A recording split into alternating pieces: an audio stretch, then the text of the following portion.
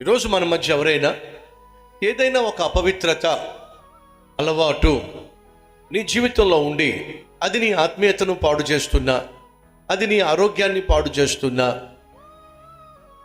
అది నీ కుటుంబంలో శాంతి సమాధానం లేకుండా చేస్తున్నా, దాన్ని నువ్వు కొనసాగిస్తున్నట్లయితే నువ్వు బుద్ధి లేనివాడివి. ఇంట్లో ప్రేమ, అనురాగము, ఆప్యాయత, ఈ అనుబంధం ఏర్పడాలి అని అంటే నీవు కలిగి ఉన్నటువంటి దుర్వ్యసనాలను, దుష్ట సాంగత్యాన్ని, అలవాటులను విడిచిపెట్టేసేయాలి. తను తాగడం వల్ల సాధించింది ఏమిటి? ఇంట్లో భార్యకు మనశ్శాంతి లేదు, బిడ్డలకు భవిష్యత్తు మీద అటువంటి భరోసా లేకుండా అయిపోయింది. పైపెచ్చు అప్పులు చేశాడు.